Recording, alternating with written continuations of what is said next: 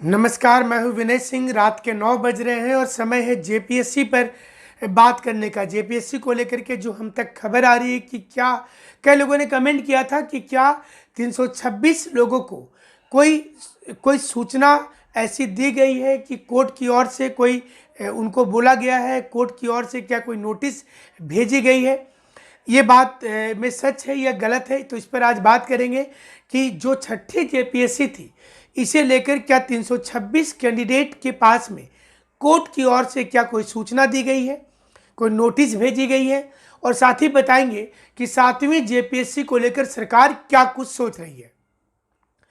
अब आपको मैं बता दें कि ये खबर सही है कि जिसमें 326 अभ्यर्थियों को जो जेपीएससी पास करके अलग अलग विभाग में ज्वाइन किए हैं, मसलन झारखंड प्रशासनिक सेवा, पुलिस सेवा, सूचना सेवा, झारखंड योजना सेवा, झारखंड वित्त सेवा में जो लोग ज्वाइन किए हुए हैं, इन तमाम लोग को और सहकारिता सेवा वाले को भी, सभी कैंडिडेट को एक कोर्ट की ओर से एक नोटिस भेजा गया है, जिसमें उनको कहा गया है कि वो ज़रूरत पड़ने पर वो आकर के बताएं कि नियमावली के बारे में वो क्या जानते हैं और नियमावली को लेकर के उनका क्या कहना है, उनकी नियुक्ति कैसे की गई है। आज पूरी विश्लेषण इस पर ही आधारित होगी कि जो स्टूडेंट तैयारी करके पास किए, मतलब कोई अच्छा अगर स्टूडेंट तैयारी करता है, चाहे वो यूपीएससी का करता हो, बीपीएससी का करता हो या फिर जेपीएससी का करता हो, हमें नहीं लगता है कि वो पूरा एक एक पॉइंट का नियमावली और उसके सारे डॉक्यूमेंट्स को नेट से निकाल कर या फिर जेपीएससी से प्राप्त करके वो पढ़ाई करता होगा।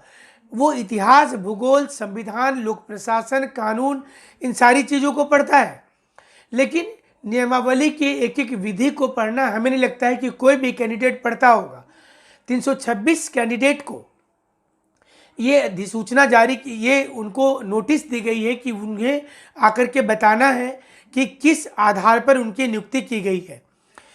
अब यहाँ पर आपको बता दें कि जो भी स्टूडेंट ज्वाइन किए हैं इस समय में अलग अलग सेवा में, उनका सीधा कहना है कि उन्होंने तैयारी किया, तैयारी करके प्रारंभिक परीक्षा पास किए, फिर मामला हाईकोर्ट में चला गया और हाईकोर्ट के निर्देश के अनुसार फिर से 2 रिजल्ट नया आया और उसके बाद मुख्य परीक्षा हुआ रांची में। मुख्य परीक्षा हो जाने के बाद बहुत से लोगों ने परीक्षा को बायकॉट कर दिया और बहुत से लोग अपेयर हो गए। उसकी कॉपी चेक हुई और बाद में हाईकोर्ट ने ही निर्णय दे दिया कि जो 28,000 बच्चे एक्स्ट्रा हैं उनकी कॉपी को चेक नहीं किया जाए, उनका रिजल्ट नहीं निकाला जाए। और इसके बाद फिर इंटरव्यू के लिए डेट आया, बच्चे तैयारी करके इंटरव्यू लिखने गए। अब इनका कहना है कि इसमें इनकी गलती कहाँ पर है। जो स्टूडेंट किसी न किसी नौकरी में थे, चाहे वो दूसरे राज्य के हों या झारखंड के हों, कोई अलग अलग विभाग में कार्यरत थे, कोई रेलवे में कार्यरत थे, तो कोई सहकारिता में, कोई ब्लॉक में, कोई टीचर के रूप में थे, अलग स्कूल में थे, कोई कॉलेज के प्रोफेसर हैं, कोई लॉ कॉलेज के प्रोफेसर हैं, कोई वकालत कर रहे थे। ऐसे कई स्टूडेंट हैं जो इस समय में क्वालिफाई करके आए हैं। अब यहाँ पर सवाल ये उठता है कि जो क्वालिफाई करके इस समय में आए हैं, इसमें उनकी गलती कहाँ पर है। ये समझने वाली बात होगी कि इसमें उनकी गलती हमें नहीं लगता है कि कहीं पर है, क्योंकि उनको तो परीक्षा देना था, परीक्षा दिए, क्वालिफाई किए और आ गए। और अब जब ये मामला कोर्ट में है, यानी कि अभी तक छठी जेपीएससी पर पूर्ण रूपेण एक विराम नहीं लगा है, न्यायपालिका में है, नवंबर के पहले सप्ताह में इस पर सुनवाई होने को है। ऐसे में सवाल ये उठता है कि क्या 7वीं जेपीएससी की परीक्षा और ज़्यादा डिले होगी। और ये हमें लग रहा है कि छठी जेपीएससी को लेकर ये डिले किया जा रहा है, चूँकि हाई लेवल कमेटी अभी कोई भी चीज़ जो रिपोर्ट थी वो दी नहीं है। इसलिए सवाल ये भी सामने आ रहा है कि हाई लेवल कमेटी कब रिपोर्ट सौंपेगी। सरकार अभी उपचुनाव में व्यस्त हो गई है। 15 नवंबर को स्थापना दिवस का समारोह होगा। हो सकता है उस दिन कुछ बड़ी घोषणाएं हो, लेकिन उसमें 7वीं, 8वीं, 9वीं जेपीएससी के लिए होगा ये बोलना मुश्किल होगा। इतना ज़रूर है कि गवर्नमेंट डिले करके भी दिसंबर तक में ये जवाब जरूर से मांगेगी। और जिस प्रकार से अब झारखंड में चीज़ें दिखती हैं कि जब तक स्टूडेंट अपने हक की बात नहीं करते हैं। जब तक स्टूडेंट आवाज़ नहीं उठाते तब तक सरकार उनकी बात नहीं सुनती। जैसे आप हाल के दिनों में देखे होंगे कि जब जेटेट वाले आंदोलन किए तो सरकार ने उनसे बातचीत किया, पंचायत सचिव के अभ्यर्थी आंदोलन किए तो सरकार उनसे बातचीत किया। तो एक झारखंड में धीरे धीरे स्टूडेंट्स के दिमाग में चला जा रहा है कि उनको आंदोलन करना पड़ेगा, तभी सरकार उनके बारे में सोचेगी। फिलहाल बहुत से लोगों ने कमेंट कर रखा था कि 7वीं जेपीएससी में क्या सिलेबस बदल जाएगा।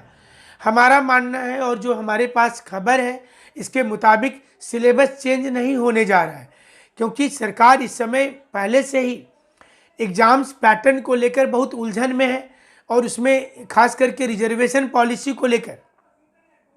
तो पहले गवर्नमेंट चाहती है कि सभी नियमावली ढंग से बन जाए और उसके बाद इन चीज़ों पर विचार होगा। तो 7वीं 8वीं और 9वीं जेपीएससी की जो परीक्षा होगी वो पुराने पैटर्न पर होगी, जिसमें प्रारंभिक परीक्षा में एक जनरल स्टडी का पेपर होगा और एक पेपर जो होगा वो झारखंड स्पेशल होगा। सरयू राय कमेटी जब बनाई गई थी तो उसमें ये रखा गया था कि जो झारखंड का विषय जरूरी है, क्योंकि यहाँ के लोगों को झारखंड की जानकारी होनी चाहिए और इसके साथ साथ मुख्य परीक्षा में भी झारखंड के क्वेश्चंस हर एक मेंस के प्रत्येक पेपर में, जो जीएस का हर विषय है, 4 विषय है मेंस में जो जीएस के 4 विषय है, सभी में ग्रुप डी जो है वो उस विषय का झारखंड से ही संबंधित है।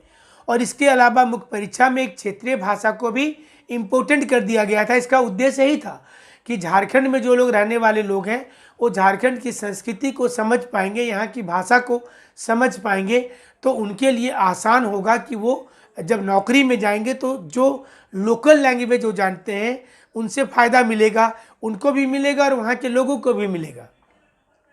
इसलिए मुख्य परीक्षा में 150 नंबर का एक स्थानीय लैंग्वेज को रखा गया है और वो स्थानीय लैंग्वेज आप कोई भी ले सकते हैं, जैसे खोरथा है, कुरमाली है, नागपुरी, संथाली हो, आप कोई भी पंचपरगनिया आप या हिंदी और अंग्रेजी में से भी किसी को ले सकते हैं। जो भाषा को झारखंड सरकार ने मान्यता दे रखा है उसमें से किसी एक भाषा को ले सकते हैं।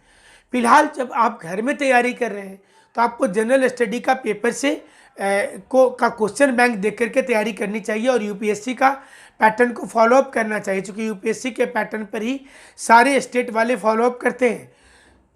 अगर आप अपने से नोट्स बनाने चाह रहे हैं तो एनसीईआरटी ले लीजिए और एनसीईआरटी के साथ में आप कुछ रेफरेंस बुक का मिला करके नोट्स बना सकते हैं। अगर आप चाहते हैं कि नहीं नोट्स हम कहीं से मंगा लेंगे तो आप हमारे यहाँ से भी मंगा सकते हैं, दूसरे के यहाँ से भी मंगा सकते हैं, लेकिन आप अपने से बनाइएगा तो ज़्यादा अच्छा। आप क्लास अगर करना चाहते हैं तो ऑनलाइन क्लासेज ले सकते हैं, कहीं से हमारे यहाँ से भी ले सकते हैं। ये सुविधा इसलिए होती है कि जिसमें आपको दायरा मिल जाए और उसी दायरे में रह कर के आप तैयारी करें, मतलब बियॉन्ड द जो कंटूर लाइन है वो कंटूर लाइन से बियॉन्ड जा कर के आपको तैयारी नहीं करनी है, तो आपके लिए बेहतर होगा। अब सवाल ये उठ रहा है कि क्या 326 लोगों की नौकरी पर किसी प्रकार की आंच आ जाएगी, क्या कोई दिक्कत हो जाएगा? हमें लगता है कि नहीं होगा और ये एक सिर्फ कल्पना है, क्योंकि हमारे पास तो यह भी सूचना है कि इनको पहली महीने की तमाम लोगों को सैलरी भी मिल चुकी है और गवर्नमेंट ने सारे कानूनी पहलू का अध्ययन करने के बाद ही ज्वाइनिंग करवाया था। और यहाँ पर कोई मतलब सोनी कुमारी वाली जजमेंट की बात नहीं होती है कि यहाँ अधिसूचना जारी थी कि 100% रिजर्वेशन का बात था। मामला 2-3 है जो हाईकोर्ट में विचाराधीन है और जिस पर बातचीत की जा रही है। एक मामला हिंदी इंग्लिश को लेकर के कि इसका नंबर जोड़ना चाहिए नहीं जोड़ना चाहिए, इसमें डिपेंड करता है कि जेपीएससी और सरकार किस प्रकार का तर्क देती है। दूसरा मामला रिजर्वेशन को लेकर है कि रिजर्वेशन किस स्तर पर दिया जा रहा है, और तीसरा मामला है कि रिजर्व कैटेगरी के जो स्टूडेंट क्वालिफाई किए हैं उसमें से जिनको ज़्यादा नंबर आया है और वो जनरल कैटेगरी में चले गए या उसी दूसरे रैंक पर हैं, उनको खराब रैंक मिला है, मतलब नीचे का रैंक मिला है। खराब रैंक का मतलब ये हुआ कि नीचे का रैंक मिला है, और जो लोग कम नंबर लाए और SC ST कैटेगरी में रह गए थे उनको ऊंचा रैंक दिया गया। तो इसको लेकर के जो दिक्कत है, ये 3-4 ऐसी दिक्कत है जिसे लेकर इस समय में समस्या दिख रहा है। लेकिन ये भी समझना होगा कि फाइनल ज्वाइनिंग के पहले माननीय उच्च न्यायालय के पास कई बार ये मामला गया था। उस समय उच्च न्यायालय ने इस पर स्टे नहीं लगाया था, लेकिन फिलहाल ये लोगों को इंतज़ार है कि जितना जल्दी हो सके इस पर निर्णय आ जाना चाहिए, ताकि 7वीं 8वीं और 9वीं जेपीएससी के लिए हजारों की संख्या में जो स्टूडेंट तैयारी कर रहे हैं, घर में प्रिपरेशन में लगे हुए हैं, उनका रास्ता क्लियर हो पाए और वो अपने लक्ष्य की ओर जा पाए। हमारे साथ आप ऐसे ही जुड़े रहेंगे और हम तमाम खबर की सही पड़ताल करते हुए विश्लेषण करेंगे। हमारे साथ जुड़ने के लिए आपका शुक्रिया, धन्यवाद।